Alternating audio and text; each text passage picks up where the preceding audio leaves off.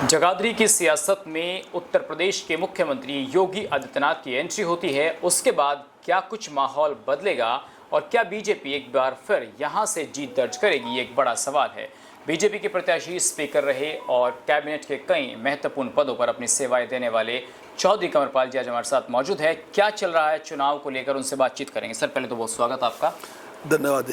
कंवरपाल जी, कैसा चल रहा है आपका चुनाव? आज मुख्यमंत्री योगी आदित्यनाथ आए, कुछ माहौल बदल रहा है? हाँ, निश्चित तौर से देखिए चुनाव बहुत अच्छा चल रहा और जिस प्रकार से बीजेपी ने बिना किसी भेदभाव के विकास किया और जिस प्रकार से पुरानी सरकारों के मुकाबले में कई गुना ज़्यादा विकास किया, तो निश्चित तौर से उसके लिए हरियाणा की जनता का जो आशीर्वाद है भारतीय जनता पार्टी को मिल रहा है और मुझे भी यहाँ जो मेरी कॉन्स्टिट्यूंसी है तो इसमें बड़ा सहयोग और समर्थन मिल रहा।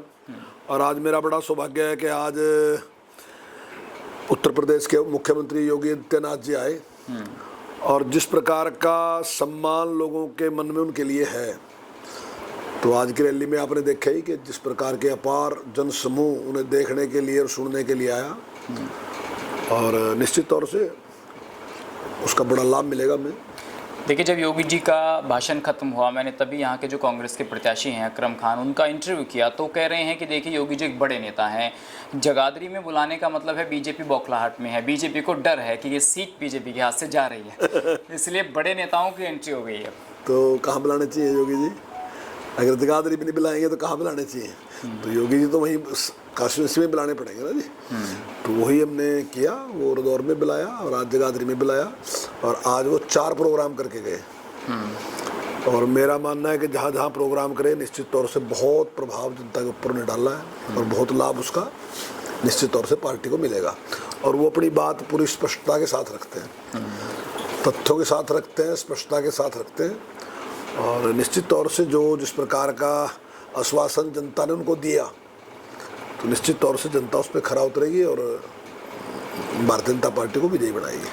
कंवरपाल जी, देखिए हम उत्तर प्रदेश से आते हैं और जब हम उत्तर प्रदेश में मुख्यमंत्री योगी आदित्यनाथ जी के भाषणों को सुनते हैं तो पहले एक जिक्र होता है केंद्र की और प्रदेश सरकार की योजनाओं का, लेकिन जब हम बात जगाधरी की कर रहे हैं तो यहाँ आज बात जय श्री राम, पाकिस्तान, आतंकवाद, जम्मू कश्मीर, राम मंदिर, इन चीज़ों से शुरू होती है। तो जब मैंने ये सवाल कांग्रेस के नेताओं से पूछा तो उन्होंने कहा कि बीजेपी का काम तो यही है कि डिवाइड कीजिए, उनका काम ही यही है, पाकिस्तान, हिंदू मुस्लिम, इस पर उनकी सियासत चलती है। तो मानते हैं कि ये तड़का लगा कर गए हैं योगी जी आज? नहीं, देखिए हर व्यक्ति जो भी अपने स्टेट में बोलता है तो वो क्योंकि डेवलपमेंट जो स्टेट के काम किए उन पे बोलता है और जब वो दूसरे प्रदेश में बोलता है तब वो सेंटर के विषयों में बोलता है और राष्ट्र के विषयों में बोलता है। ज़्यादातर जो सेंटर के विकास हैं उनके बारे में बोलता है और जो विषय हैं देश के उनके बारे में बोलता है। सब ऐसे ही बोलते हैं। मान लीजिए जब मैं बोलता हूँ तो मैं डेवलपमेंट पे बोलता हूँ, तो अकरम खान जी से कहोगे वो डेवलपमेंट पे बोल लें जो 10 साल में की। मेरा तो सारा भाषण डेवलपमेंट भी है, 1 से लेके और 100 तक जितना भाषण है सारा का सारा डेवलपमेंट भी है। मैं आपके 82 जो आपने काम कराए हैं, अभी मैंने आपका इंटरव्यू किया था ट्रैक्टर पर बैठकर हमारे रिपोर्टर ने, तो आपने कहा था कि एक सांस में जो है बोलकर दिखाएं, मैं अपने 82 काम बोल सकता हूं। खैर उस पर भी आऊँगा, चलिए पहले योगी जी पे बात कर लेते हैं। योगी जी के जो भाषण हैं वो हमने आज पूरा सुना है, तो उसमें कुछ चीज़ें ऐसी थी जो हिंदुत्व को धार देती हुई नज़र आई, क्योंकि योगी जी फायर ब्रांड नेता हैं और हिंदुत्व की छवि रखते हैं। आपको लगता है कि वो चीज़ें जो योगी जी ने बोली हैं, चाहे आतंकवाद का जिक्र हो, पाकिस्तान का जिक्र हो, राम मंदिर बनाने का जिक्र हो, जिनका कटाक्ष उन्होंने कांग्रेस पर किया है, उन्होंने ये भी कहा कि माफियाओं का राज यहाँ कांग्रेस के सरकार में हुआ करता था, राम मंदिर कांग्रेस जो है वो नहीं बनाना चाहती थी, तो इनका जिक्र करने की जरूरत यहाँ क्यों पड़ रही है? नहीं, हिंदुत्व तो हमारा आधार है। ये किसने कहा कि हिंदुत्व को छोड़ रहे? बिल्कुल आधार है। 100% हिंदुत्व पे बात करेंगे, 100% हिंदुत्व पे बात करेंगे। हमारी पहचान जो है, हमारा जो देश है, हम उस पर ही बात करेंगे। हमारा मानना है कि हिंदुत्व को भी, अपनी संस्कृति को भी, अपने कल्चर को भी साथ लेके चलेंगे और डेवलपमेंट भी करके दिखाएंगे और वो करके दिखाया। आज हमारी विकास दर 8% है, जबकि अमेरिका की 3.5% है और चाइना की 4.5% है। और अगर दूसरे देशों को देखो, किसी की 1 है, किसी की 1.25 है। तो हम अपनी संस्कृति को भी साथ लेके चल रहे, अपने महापुरुषों को, उनके गौरव को साथ लेके चले। हमारा मानना 100% ये है कि हम अगर इस देश को आगे लेके जाना तो हमने अपने महापुरुषों से, जो हमारे महापुरुषों ने किया, हम उनके दिखाए रास्ते पे चल के तब हम उस सर्वोच्च सत्ता को प्राप्त करेंगे जो दुनिया में हमने प्राप्त करनी। अगर हम सोचते हैं कि किसी गैरीबाल्डी से लेके किसी और से लेके हम उसको लेके चलेंगे तो मैं नहीं समझता कि वहाँ तक पहुँच सकते हैं। जो और पता नहीं कितने जो बाहर के लोग हैं उनकी अपनी सोच है, हमारी अपनी सोच है। हमारे लोगों ने हमें रास्ता दिखाया, दुनिया का नेतृत्व किया भारत ने, हम उनसे क्या नेतृत्व लेंगे? हम उनको नेतृत्व देंगे। आज हम नेतृत्व देने लग रहे दुनिया को। देखिए, मंच पर सनातन को बचाना, धर्म को बचाना, ये तमाम बातें मंच पर हुई हैं। बस मैं 2 सवाल योगी जी पर और पूछूंगा। तो ये चीज़ें हैं जिनको आप दिखाना चाह रहे हैं कि देखिए, सनातन की रक्षा यदि देश के अंदर कोई कर सकता है तो बीजेपी और आरएसएस कर सकता है। देखिए, तो विपक्ष कहता है हिंदुत्व के देखिए, ठेकेदार BJP क्यों? मैं आपकी बात को एक बात काट रहा। अभी ज़्यादातर लोगों को ये नहीं पता धर्म क्या है, संप्रदाय क्या है। ये जितने हैं सब संप्रदाय हैं, केवल सनातनी धर्म है। और इसलिए सनातन का मतलब है धर्म कभी खत्म नहीं होता। उसकी अगर व्याख्या करी तो यहाँ के ऋषि मुनियों ने करी कि धर्म क्या है। तो हम धर्म की बात कर रहे हैं, और धर्म में ये हम जब अकेले भी होते हैं तो धर्म की जय हो, अधर्म का नाश हो, प्राणियों में सद्भावना हो, विश्व का कल्याण हो। वहाँ वोट नहीं मांग रहे हम। जब विश्व के कल्याण की बात, मुझे बताया तो दो, जितने संप्रदाय हैं, जितने दुनिया के संप्रदाय हैं, उन्हें कब कहा कि विश्व का कल्याण हो? वो जिस प्रकार की भाषा में कहना नहीं चाहता, जिस प्रकार की भाषा, जिस प्रकार की कामना करते हैं वो आपके सामने है। तो धर्म बड़ी विस्तृत चीज़ है, संप्रदाय बहुत छोटी चीज़ है उसके मुकाबले में। हम धर्म की बात करें और धर्म की बात करेंगे, और धर्म की रक्षा करना। भगवान श्री कृष्ण ने महाभारत इसलिए कराया कि धर्म का ह्रास हो रहा था, इसलिए उन्हें कहा कि नहीं, धर्म का ह्रास नहीं होना चाहिए, धर्म ही रहना चाहिए। चाहे भले भी किसी को भी मारना पड़े, किसी को रास्ते से हटाना पड़े, वो करना पड़े। हम धर्म की बात करें, हम संप्रदाय मजहब की बात नहीं कर रहे। कांग्रेस समर्थक कह रहे हैं योगी जी छोड़िए तो मोदी जी को बुलाने वाले हैं, कंवरपाल जी। नहीं, देखिए, अब दोनों ही आदरणीय हैं। अगर अमित शाह जी आएंगे तो ये कुछ छोटी बात नहीं। अमित शाह जी आए तो इसका मतलब हमारे प्रति प्यार है उनका, तभी तो आए। योगी जी का तो आज कार्यक्रम बहुत व्यस्त था, मैं तो उनका आभार व्यक्त करता हूँ। और मैंने वहाँ भी उनके चरणों में प्रणाम किया कि उन्होंने इतनी व्यस्तता के बाद भी अगर हमें टाइम दिया तो बहुत कृपा की उन्होंने। हालांकि उनका प्रोग्राम था नहीं, प्रोग्राम थोड़ा और कहीं था केवल, मेरा तो था भी नहीं प्रोग्राम, पर हमने प्रार्थना की तो उनके साथ ही कहा कि नहीं ठीक है मैं आऊँगा। चलिए मंत्री, आपका भी समय थोड़ा व्यस्तता का है तो मैं बस 2 मिनट और लूँगा। अब मैं आपके डेवलपमेंट पर बात कर लेता हूँ, जो आप अपने हर भाषण में करते हैं। बीजेपी विकास की बात करती है। पिछले 10 वर्षों में कंवरपाल जी ने ऐसा क्या क्षेत्र को दिया है कि जनता उन्हें एक बार फिर चुने? नहीं, देखिए, डेवलपमेंट में जो काम हमने किया ना, कोई मुकाबला नहीं है। अब अगर मैं जो हमारा इकट्ठा काम है, जैसे मेडिकल कॉलेज है, लगभग 30-40% काम उसका है। क्या अभी जैसे सिविल हॉस्पिटल है, वो 100 बेड का था, 200 बेड का किया। अभी यहाँ से सड़क जो पंचकुला जा रही है, 650 करोड़ की बनेगी। अब कैल से ताजेवाड़ा एक्सप्रेस हाईवे बनने लग रहा, 1150 करोड़ रुपए का बनने लग रहा। यहाँ से आगे निकलो आप, लक्कड़ मंडी है, 7 करोड़ रुपए की बना दी। उससे अगर आप जो छछरौली का हॉस्पिटल है, जो 6 बेड का था, 30 बेड का है। अगर छछरौली कॉलेज देखो, जो छोटा था उसको 3 गुना बड़ा कर दिया। उसके बाद अगर आप ITI पे जाओ, हमने छछरौली में ITI बना दी। उसके बाद हमने उसको सब डिवीजन बना दिया। अब अगर आप प्रतापनगर में जाओ तो हमने वहाँ हॉस्पिटल 6 बेड का था, 30 बेड का कर दिया। हमने वहाँ का बस स्टैंड बना दिया, वहाँ पे हमने ITI बना दी। इसी प्रकार हमने वहाँ ब्लॉक बना दिया, हमने वहाँ तहसील बना दी, हमने वहाँ बिजली की सब डिवीजन बना दी। अब FRI वहाँ आने वाली है, उसके लिए हमने काम कर दिया। मेडिकल कॉलेज लगभग फाइनल ना, मेडिकल कॉलेज में गलत कह दिया, एग्रीकल्चर कॉलेज लगभग फाइनल है। अगर 15 दिन 4 से लेट लगती तो वो भी हमारा फाइनल था। तो ये सारे के सारे, अब कोर्ट में हमने हॉस्पिटल बना दिया, खदरी में हमने हॉस्पिटल बना दिया। और इसी प्रकार से चाहे आप सजादवाड़े का पुल ले लो, चाहे मकारोपुर का पुल ले लो, चाहे हरदन माजरे का पुल ले लो, कोटका उटड़ा काहन सिंह का पुल ले लो, फिर उसके बाद नवाजपुर के 2 पुल ले लो। अभी चाहे कलेश्वर का जो पुल है उसकी मंजूरी है कि सारे काम उसके पूरे ये पैसा आ गया। बड़ियों वाले में पुल लगने लग रहा, ममली वाले का पुल मंजूर है, ऐसे कई पुल आगे मंजूर हैं। तो ये सारे के सारे काम रास्ते के ऐसे ही है। चाहे खिल्लो वाले से लेके कोटड़ा काहन सिंह की सड़क मंजूर कर दी, अब डारपुर से लेके हमने इब्राहिमपुर की सड़क मंजूर कर दी। और ऐसे ही जैसे अपना नंदगढ़ से लेके छोटे बूढ़ तक सड़क हमने बीच में से निकाली तो बड़ा फायदा। और ऐसी और अनेक सड़कें हैं जो हमने पूरी की। और अभी 20 ऐसे जो रास्ते हमने कंप्लीट किए, जो सड़कें हैं और कुछ में खड़ोंजे हैं जो गांव से गांव को जोड़ रहे हैं। जैसे लेदी से जाके मानीपुर है, मानीपुर से अर्जुन माजरा, ऐसे लगभग 20 रास्ते मैंने कंप्लीट कर दिए।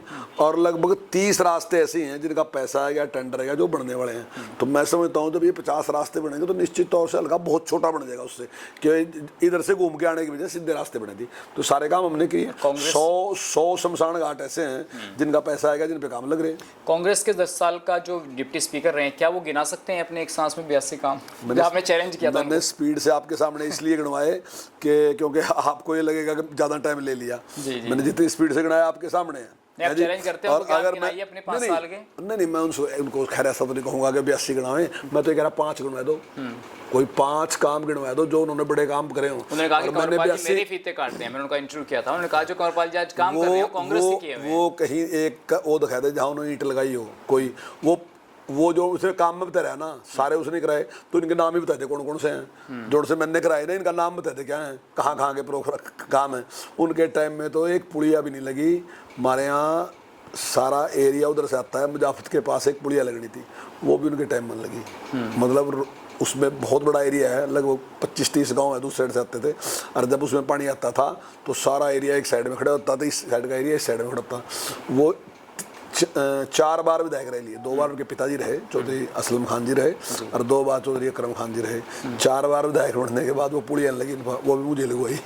एक सवाल चलिए मैं आपसे पूछ लेता हूँ, खनन को लेकर बड़ा उन्होंने सवाल उठाया। उन्होंने कहा कि कंवरपाल जी के देखिए टाइम पे यहाँ पर लोगों ने जो है इतना अवैध माइनिंग की है कि जंगल तक खोद दिए, खुद गाँव के आपका जिक्र किया कि गाँव की ज़मीनें तक खोद डाली, और यहाँ पर बाढ़ आने लग गई है, पानी आता है। इसका सच क्या है मंत्री जी, मैं जानना चाहता हूँ। देखिए माइनिंग जो मिनरल है ना जी, तो धरती के नीचे मिनरल है और मिनरल की ज़रूरत है। माइनिंग कोई यहाँ रही ऐसी बात है, सारी दुनिया में, सारे देश में भी। और वो मिनरल जो है वो एक वरदान है। पहले ये हमारे लिए अभिशाप था, आज हमारे लिए वरदान है, क्योंकि मिनरल की ज़रूरत है, उसकी डिमांड बढ़ गई। तो ऐसा तो है नहीं माइनिंग मेरे टाइम में चली, जब मैं बच्चा था तब से माइनिंग चलती है यहाँ। अब तो बढ़ा गया, तो जब मैं बच्चा था तब भी माइनिंग चलती थी यहाँ। वो बात दूसरी है कि उस टाइम कम चलती थी, ज़्यादा चल रही, ऐसा ऐसा बढ़ती जा रही, क्योंकि डिमांड बढ़ती जा रही चीज़ अब बढ़ती जा रही।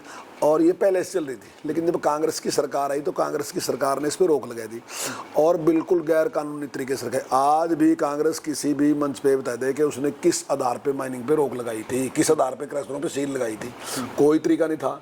डिपार्टमेंट ने कहा कि हम सील लगा ही नहीं सकते, लेकिन डीसी ने कहा कि मुख्यमंत्री का आदेश है, आपको लगानी पड़ेगी, और लगा दी। और 7 साल तक काम बंद रहा और इस पूरे एरिया को तबाह कर दिया बिल्कुल।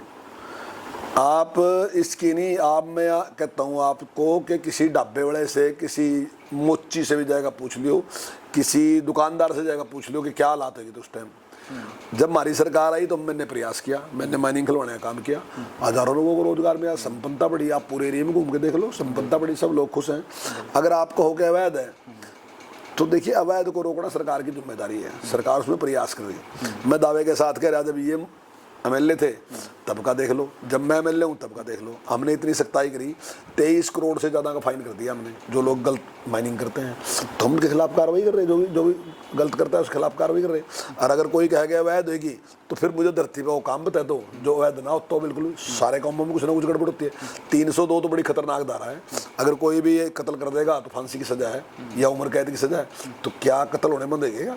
फिर भी कत्ल ले रहे, आप सख्ताई कर रखी है आपने, आप पता अगले आदमी सजा होगी, मौत होगी, लेकिन फिर भी कर रहे। तो कुछ लोग ऐसे खराब होते हैं कि वो कानून को तो तब दिखाया कि गलत काम करते हैं। तो हमारा मानना ये है, हमारी ड्यूटी है कि उस गलत काम को रोकें, और उस गलत काम रोकने के लिए जिस प्रकार का प्रयास हमारी सरकार ने करा, मैं दावे के साथ कह रहा कि जब से माइनिंग चली तब से आज तक किसी सरकार ने इतनी सख्ताई नहीं करी।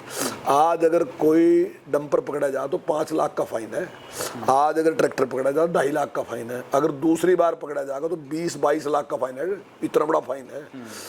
तो हमने सख्ताई में कमी नहीं छोटी।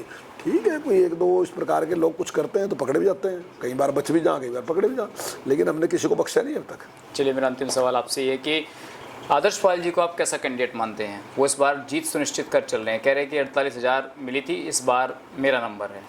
देखिए, जो भी चुनाव लड़ता है ना जी, कोई भी व्यक्ति चुनाव लड़ता है, चाहे उसकी कितनी वोट पड़े, लेकिन निश्चित तौर से वो जीत मान के ही चुनाव लड़ता है। अगर वो पहले दिन हार मान लेगा फिर चुनाव ही नहीं लड़ेगा वो।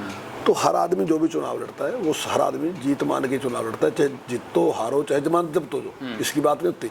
जमानत जब्त नहीं, जमानत जब्त से भी नीचे चलो, जमानत जब्त तो बहुत ज़्यादा वोटों पे हो, पर वो कतई चले जाए, चाहे 5,000 वोट पड़ो, तो 5,000 वाला भी लास्ट तक यही कहेगा मैं ही जीतूंगा।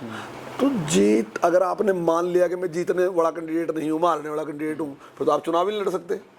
तो जीतने वाली बात मान के चलते हैं, वो भी जीतने वाली बात नुकसान है मान उनके लड़ने से कुछ? नहीं, कोई नुकसान नहीं। देखो प्रजातंत्र में सबको राइट है, उसको भी राइट है चुनाव लड़ने का, मेरे को भी राइट है। मैं ये कहूँगा आप ना लड़ो, ये कौन सी बात हुई? तो सबको राइट है, उसको भी राइट है, सब लोगों को राइट है, सब लोग चुनाव लड़ रहे हैं, अपनी अपनी बात कहेंगे। फैसला तो जनता ने करना, मालिक तो जनता है। जनता को जो ठीक कांग्रेस से लगा। या आम आदमी पार्टी से?